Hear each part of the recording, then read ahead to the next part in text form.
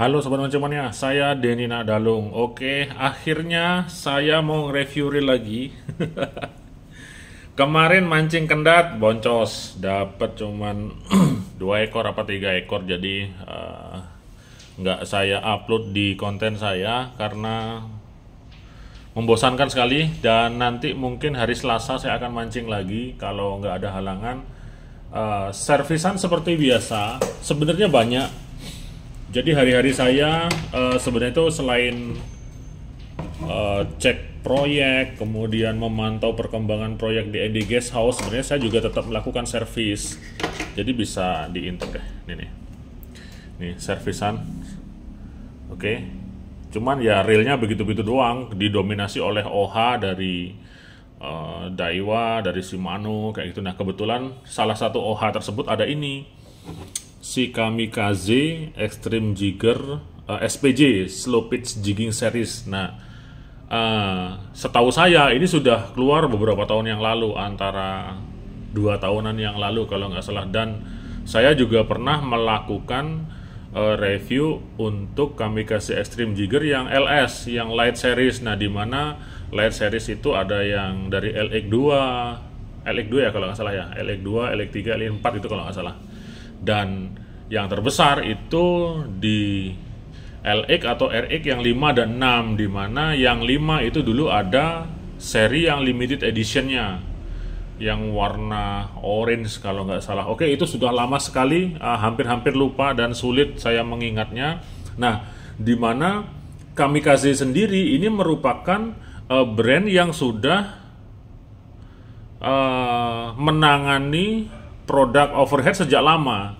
Ini kalau nggak salah Kamikaze itu bareng dia sama Maguro Deep X seri lama, di mana dulu masih belum sebanyak sekarang tentang varian ataupun pilihan dalam reel overhead. Kalau dulu paling Maguro, Anyfish, kemudian Kamikaze, kemudian baru yang pabrikan yang Shimano, Daiwa ataupun Accurate kayak gitu dia.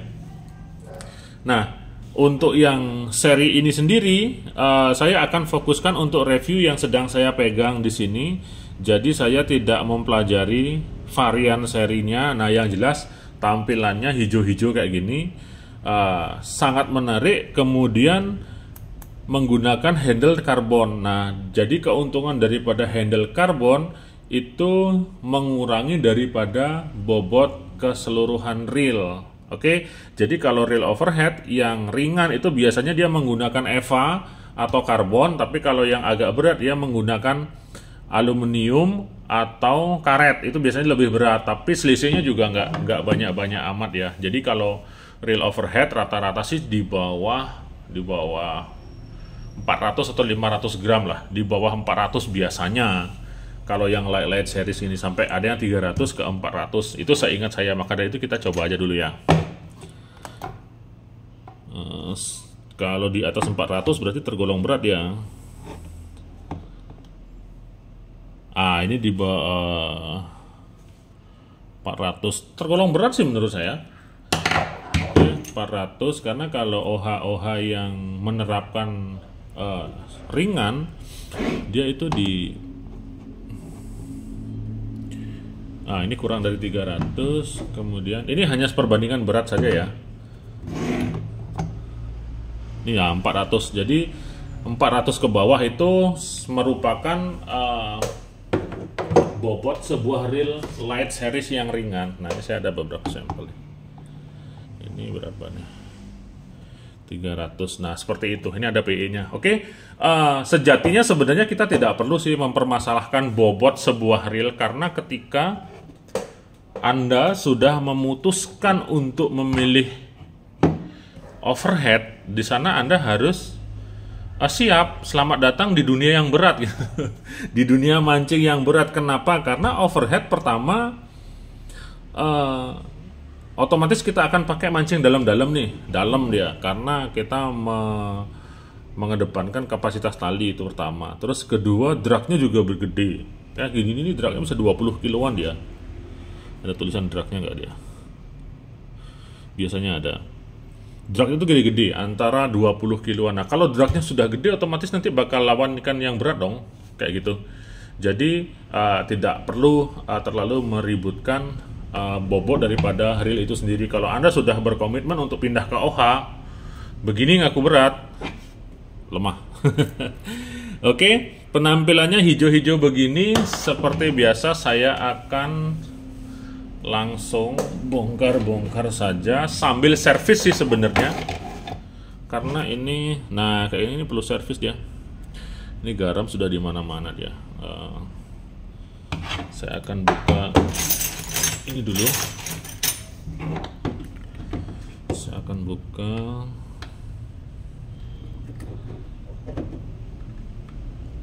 knopnya, katos dia. Oke, kalau katos bisa kita semprot dulu. Jadi ini review sambil servis ya. Mungkin nanti saya di video keduanya akan saya bikinkan nanti pemasangannya secara detail. Nah, seperti ini. Untuk struktur basic dan konfigurasi saya rasa akan sama dengan reel overhead pada umumnya, khususnya yang LD series atau yang lever drag. Seperti itu dia.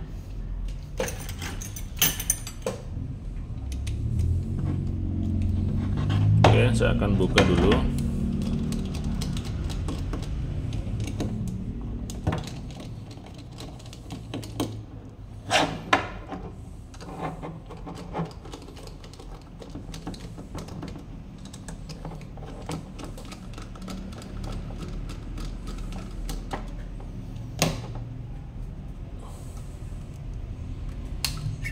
Nah, seperti ini.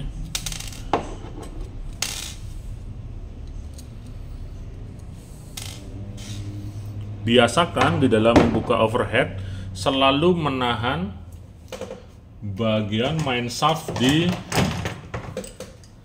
sisi yang berlawanan dengan baut main shaftnya. Nah, biasakan begini.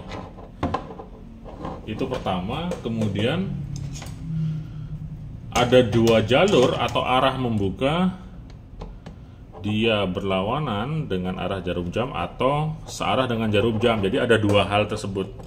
Jadi kita tidak bisa langsung paksa nih. Kalau kadang-kadang ada beberapa reel yang membukanya justru kebalikannya daripada ini, ke arah kanan dia, bukan ke arah kiri. Oke, kita bisa langsung membukanya.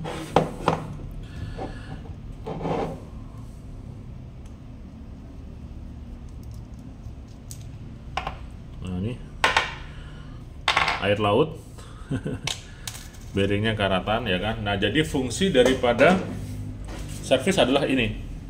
Kita akan mendeteksi secara dini masalah atau kerusakan yang terjadi pada sebuah reel. Karena overhead ya begini. Mungkin kalau yang sering nonton channel saya sudah hafal ya, bahwa overhead itu sangat terbuka. Jadi gini dia. Ini saya pasangkan kembali deh buat gambaran aja. Nah, ya kan? Ketika spool ini, spool talinya kesiram air atau tali PE itu sendiri yang bawa air, biasanya kalau digulung bawa air ya, masuk melalui celah ini, maka celah ini akan langsung mengakses gearnya. Begitu juga yang di frame bodinya, dia akan mengakses ke dalam sini. Sehingga kalau overhead kesiram sekali saja pada saat Anda pakai mancing di laut, dia tetap akan berisiko bisa menjadi karatan, kayak gitu dia. Jadi kadang-kadang ada nih customer, baru sekali saya servis, pakai sekali sudah langsung karatan. Kalau kayak gitu jangan nyalain tukang servisnya. Harus kita ingat-ingat apakah reel yang kita pakai ini pernah kesiram air atau gimana. Wah, ini kotor sekali dia. Udah lengket aja ini kayaknya.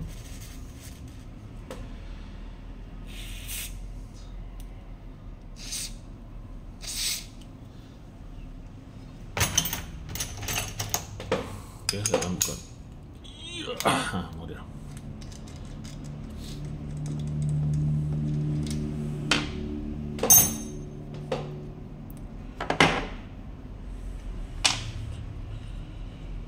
Nah, seperti ini. Saya pastikan strukturnya hampir sama dengan reel-reel yang pernah saya tangani dan saya temukan.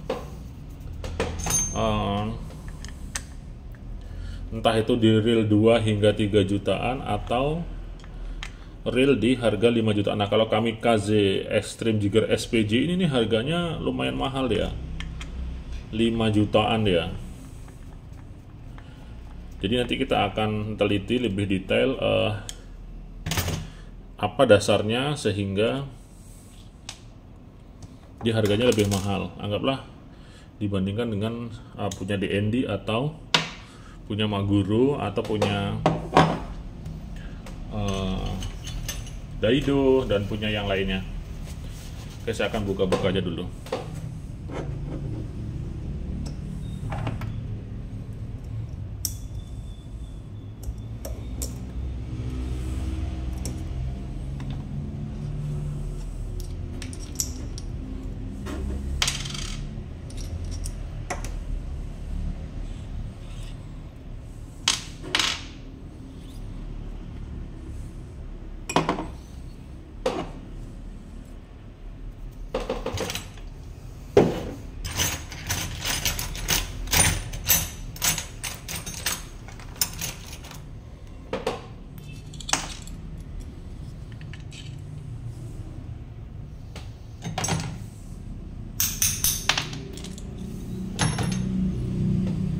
Oke, ini sudah terbuka.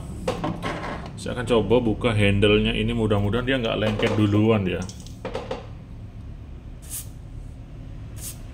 Saya akan semprot dulu. Terus akan saya lindungi. Oke, ini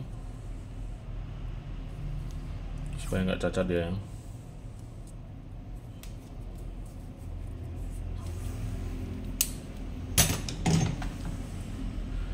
Kemudian untuk membukanya bisa kita tahan di sini, buka ke arah kiri dia.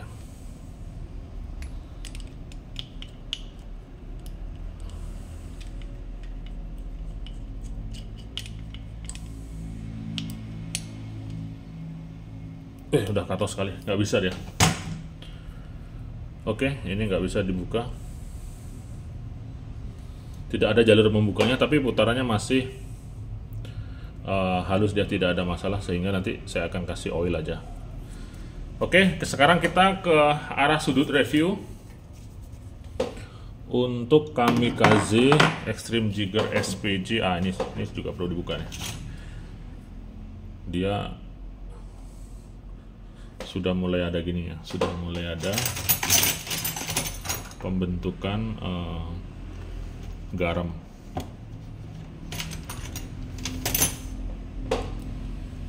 Oke, saya akan buka juga ini. Ini pakai bintang ya.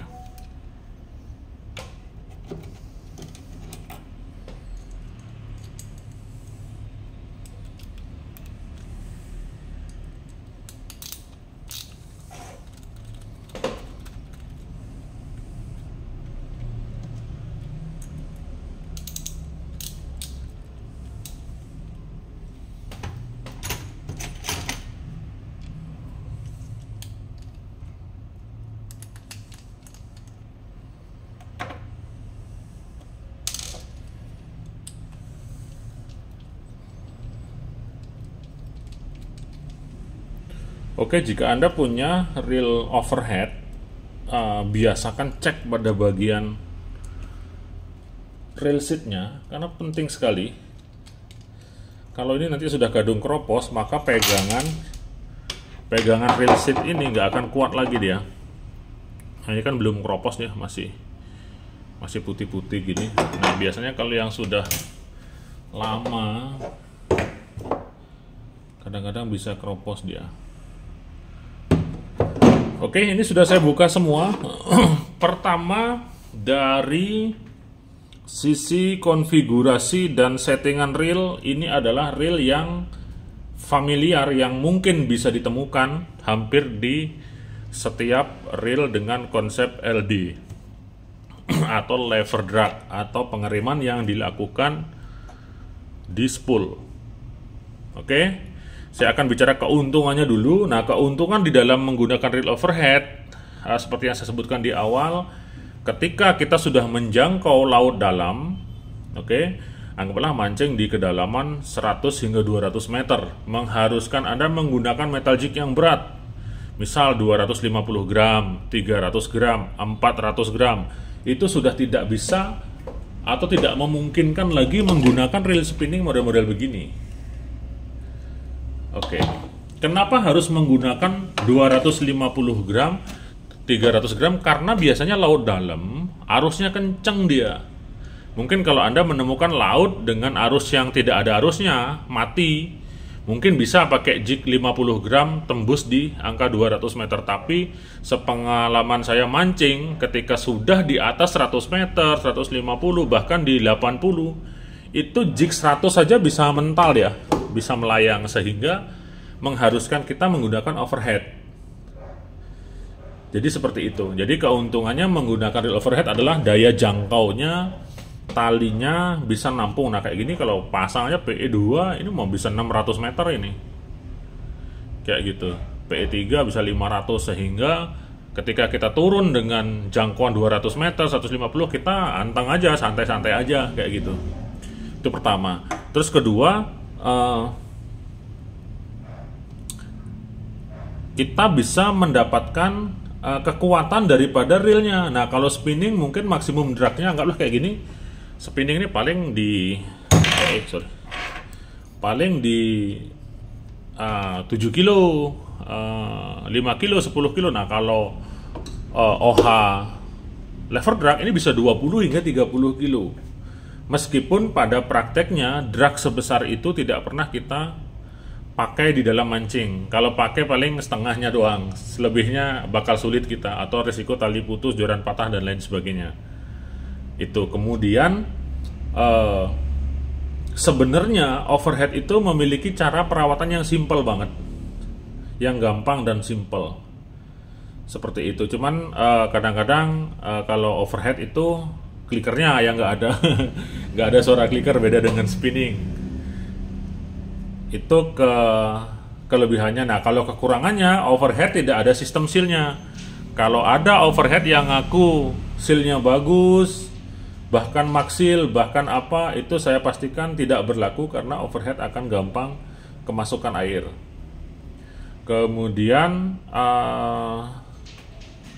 overhead biasanya lemah di bearing. Nah kalau bearing, dimana dia menjadi tumpuan di main shaftnya sini, dengan beban yang besar, kekuatan besar, biasanya sering kalah.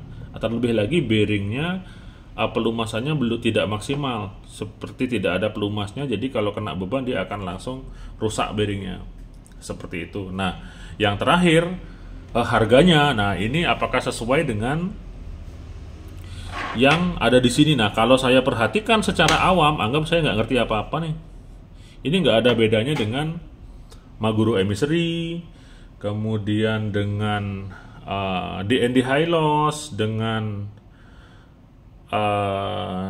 Daido Jiking yang Aero, Aero apa ya, saya mau coba ingat-ingat dulu, rupa yang Aero LD kalau nggak salah, yang kemarin yang handle-nya karbon juga, jadi nggak jauh beda seperti itu. Nah kemudian kalau dari harganya, ini kan di 5 juta. Nah 5 juta tersebut apakah nanti materialnya lebih baik? Nah kalau material itu tidak bisa saya jabarkan di sini, karena contohnya sederhananya gini. Anggaplah tuas LD nih, tuas levernya, coba deh banding. Ini nggak ada bedanya. Ini dan ini.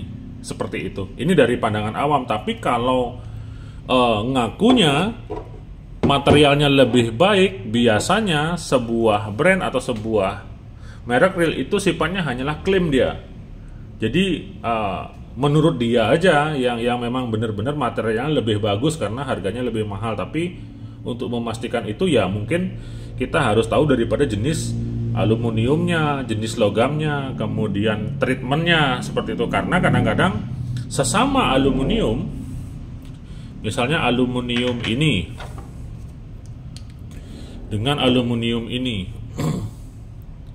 ya kan, ini kamikaze, ini DND, bisa saja ini lebih keras karena dia menggunakan treatment yang berbeda sehingga harganya lebih mahal. Nah, di sana juga kita nggak tahu karena yang tahu kan yang bikin, yang pabriknya yang lebih tahu dia. Treatment itu maksudnya gimana? Saya jelaskan gini. Contoh nih, besi dicetak menjadi pedang misalnya. Ketika pedang yang sudah disepuh, dia akan lebih keras dan lebih kuat. Nah, kalau pedang yang belum disepuh, itu dia lebih lemah, lebih lentur. Nah, seperti itu. Nah, pembedanya seperti itu. Itu adalah sistem treatment atau sistem pembuatan yang dilakukan. Nah, sekarang kalau kenapa dia harganya bisa menjangkau 5 juta ya? Silahkan Anda teliti di sini apakah worth it atau tidak.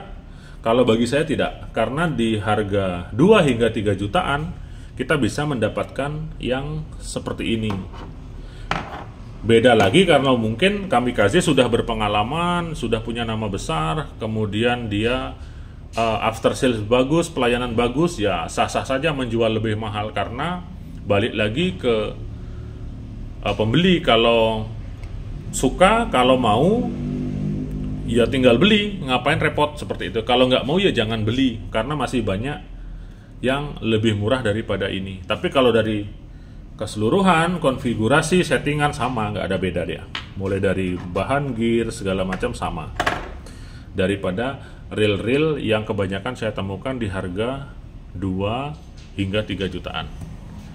Oke, video selanjutnya cleaning ini dan pemasangan ini nanti ketemu lagi ya. Sekian dulu review saya Deddy Nakdalung, 2 jempol untuk Anda semua. Mancing mania semakin mantap.